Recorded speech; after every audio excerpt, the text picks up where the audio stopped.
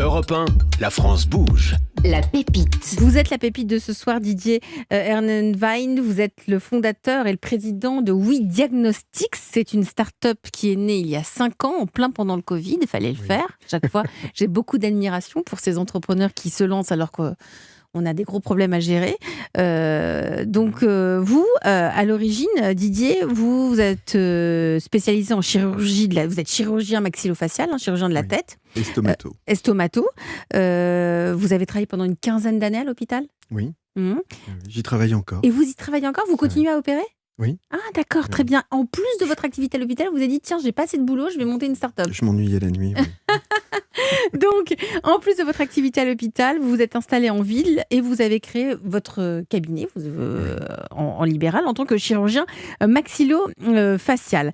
Vous aimez beaucoup la technologie, la tech. Oui, j'adore ça. Et vous vous ennuyez la nuit, vous vous êtes dit, il faut que j'invente un truc pour aller encore plus loin. Je crois qu'il y a tout de même, avant d'arriver à We Diagnostics, ça part d'un mail d'un confrère. Oui, c'est ça. 3 ans avant la création de l'entreprise, en 2017, où il vous demande des conseils sur une radio.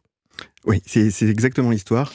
J'étais en train de regarder comment mon ordinateur était capable de classer mes photos en disant c'est ta femme, tes enfants, enfin voilà. Et ce qu'on fait tous avec notre smartphone tous les jours, on s'en rend même plus compte en réalité. On est en fin 2017 et j'étais encore à mon bureau. Et je regardais comment ça fonctionnait. Je suis tombé sur un truc, ça m'intéressait. Et au même moment, j'ai un mail qui arrive. On a les petites notifications, vous voyez, avec les mails. Et je regarde le mail et c'est un confrère qui m'envoie la radio en me disant « Je pense que c'est pour toi. Qu'est-ce que t'en penses ?» Et je regarde. Et c'est un faux ami, en fait. C'était pas une indication opératoire. Je me suis dit quand même, c'est bête. C'est un truc assez rare, mais c'est assez typique. Et c'est dommage qu'on soit capable de dire que l'ordinateur soit capable de reconnaître ma femme, ce qui est quand même pas un truc fondamental, et que par contre le même système ne soit pas efficient pour déterminer ce qu'il y a sur cette radio. Et l'idée, elle est partie de là. Il a fallu chercher parce que à ce moment-là, c'est pas très loin, 2017-2018. Ouais. Mais à ce moment-là, les compétences, on ne parle pas d'intelligence artificielle en 2017-2018. Très très peu. C'est vraiment le début. C'est vraiment le balbutiement de tout ça. Et trouver des compétences, ça a été compliqué. Donc, je crois que vous avez identifié une personne à Centrale. Vous êtes allé à l'école Centrale. Vous avez dit, je vais aller voir du côté des ingénieurs pour présenter cette idée d'intelligence artificielle qui pourrait donc analyser une radiographie. Et là, vous avez rencontré Hugues Talbot. C'est ça. C'est ça ? C'est devenu votre associé ? Oui, c'est notre associé. Et donc, je suis arrivé, j'ai présenté notre idée à Hugues. C'était pas un projet complètement ficelé, c'était vraiment qu'est-ce qu'on peut faire ? Est-ce qu'il y a quelque chose ? Comment on peut avancer dans ce sens-là ? Voilà mon idée, voilà ce que j'ai vu, qu'est-ce que vous en pensez ? Et donc, je lui raconte, je lui explique bien, je montre des images. Alors, ça tombe bien parce que Hugues est spécialiste dans l'imagerie médicale, dans le traitement de l'imagerie médicale. Et, alors pas que médical, mais il connaît particulièrement bien ça. Il était à Centrale en tant qu'étudiant ou en tant que... Ah non, il est prof. Prof, d'accord. Il est enseignant à Centrale, il travaille à l'INRIA. Voilà. Il fait partie des gens qui connaissent bien le sujet. Qui sont à la pointe de tout cela. Donc vous commencez à travailler sur ce projet ? Oui.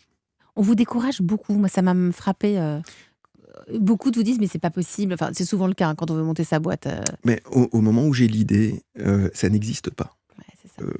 Comme ça n'existe pas, mes copains, tous les gens à qui j'en parle, enfin pas tous, mais presque, me disent on n'en a pas besoin, on sait lire une radio, t'es vraiment sûr, tu crois vraiment que les gens vont payer pour ça ?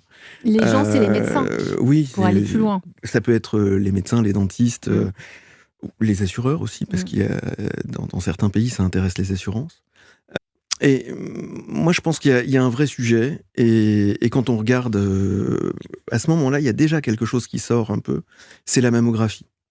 La mammographie, on a les fractures qui arrivent juste après pour la lecture des radios aux urgences, et je me dis non, il y a un truc, et c'est intéressant. Et puis dans mon usage personnel au quotidien, moi je m'aperçois que je suis un être humain, et je suis pas infaillible. Et ça, c'est un vrai sujet. Et donc, vous répondez à cela à travers We Diagnostics. Vous allez pitcher maintenant, pendant 1 minute, pour vraiment qu'on comprenne ce que c'est. Et puis ensuite, On va vous poser des questions et puis Marie-Georges surtout a travaillé le dossier. Vous êtes prêt, Didier ? Alors, je suis Allez, prêt. c'est à vous. Oui Diagnostics, c'est quoi ? Alors, Oui Diagnostics, c'est une société fondée en 2020 qui traite avec des algorithmes d'intelligence artificielle les radiographies dentaires. Notre système est hébergé en France, il a été créé en France et il est hébergé sur un cloud souverain, ce qui est une exception. On est maintenant un dispositif médical de classe 2A, on a été marqué CE et on a eu notre marquage en janvier. Là aussi, on est très très pionnier. Il y a très peu de gens qui peuvent revendiquer ça aujourd'hui sur le territoire européen. Et puis, on a axé tout notre développement dans la lecture globale de la radiographie dentaire. Pas uniquement des dents, parce qu'on parle aujourd'hui de la santé bucco-dentaire, mais il y a toute la bouche, il ne faut pas l'oublier, autour des dents. Et on a voulu créer quelque chose qui soit dans des valeurs médicales avec une espèce d'excellence, on va le dire comme ça, et qui soit très intégré dans le workflow du dentiste pour que l'exercice soit le plus sécurisé possible. Merci Didier Ernenwein, président fondateur de Oui Diagnostics. Donc concrètement, c'est à destination des radiologues, des stomatologues, des praticiens, oui, uniquement dans l'univers de la dentisterie. Oui. C'est ça en fait qui fait votre particularité. C'est un univers qui est déjà très large. Ouais. Ça représente 10% des radiographies effectuées. Le volume des radios dentaires, c'est 10%. Pour autant, c'est une radiologie qui est très peu irradiante parce qu'elle ne représente que 2% de la dose d'irradiation totale en médecine. Donc c'est assez intéressant de ce point de vue-là. Il y a un vrai champ au niveau radiologique. La solution, elle n'est pas encore commercialisée là. Non. Vous êtes encore... Elle est disponible en test. Et pourquoi c'est pas encore commercialisé ? C'est parce que c'est long ? Alors, c'est long à développer dans un premier temps, mais c'est surtout qu'on a un aspect réglementaire qui est essentiel. En Europe, quand vous faites quelque chose qui s'apparente à du diagnostic, vous devez être marqué CE. Et le règlement là-dessus est assez strict. Et alors on peut essayer de le contourner, mais globalement on a choisi la voie réglementaire et la voie carrée. La voie carrée. Allez, avant de passer au conseil, ce sera juste après la petite pause musicale, vos réactions par rapport à Oui Diagnostics. Vous en pensez quoi autour de la table ? Marie, le pitch était vachement bien. Très bien, très bon pitch et je pense que ça s'inscrit complètement dans la révolution de la médecine par l'intelligence artificielle.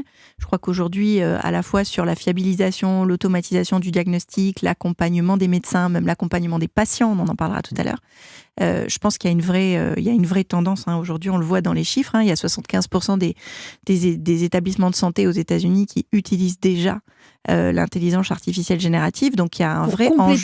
En fait, ça affine le diagnostic. Ça remplace pas du tout le médecin, ça l'affine. Exactement. On est vraiment dans une logique que nous, chez Accenture, on travaille beaucoup en ce moment sur ces sujets. Vraiment, ce qu'on appelle le compagnonnage, c'est-à-dire l'idée d'avoir un agent d'intelligence artificielle générative, un copilote, un ChatGPT, enfin bon, ou leur développement dans le monde professionnel, mais qui sont vraiment aux côtés du professionnel, en l'occurrence là, le professionnel de santé, pour faciliter son travail, pour lui faire gagner du temps. C'est-à-dire qu'en fait, il y a une sorte de pré-diagnostic qui est posé et donc le médecin regarde et vérifie, contrôle, etc. mais il n'a plus besoin d'une certaine manière de passer du temps sur toute la chaîne. Et puis aussi accompagner le patient. Et il y a des témoignages sur votre site que j'ai trouvé très intéressants où on a des médecins qui disent le patient était content parce que c'était visuel. Alors effectivement, votre logiciel permet de montrer, de détourer la dent qui a un problème, de montrer les canaux en couleur, etc. Pardon, je parle peut-être pas avec le bon vocabulaire, mais il y a quelque chose d'assez pédagogique. Oui. Sinon, toute la pédagogie repose sur le dentiste qui, lui, doit se concentrer sur l'opération et l'acte qu'il est en train de faire, qui demande beaucoup de concentration, etc. Et donc pas forcément sur la manière de le communiquer de manière intelligible au patient. Et là, en fait, le patient, on lui montre une photo, il a une image, il voit exactement les endroits. Et voilà, il y a aussi une vertu pour l'accompagnement du patient et pour qu'il comprenne mieux ce qui lui arrive. Oui. Oui, tout simplement, il n'y a pas grand-chose à rajouter. Non, mais voilà, tu as bien résumé. Dans l'idée, je ne crois pas tellement au gain de temps pour m'en servir tous les jours et pour l'utiliser tous les jours. Je crois à une amélioration de la qualité. Du diagnostic. Du diagnostic, on pourra en reparler, mais puisqu'on parlait de l'information aux patients, de ce qu'on communique aux patients, je crois qu'on améliore la compréhension du patient avec ces outils.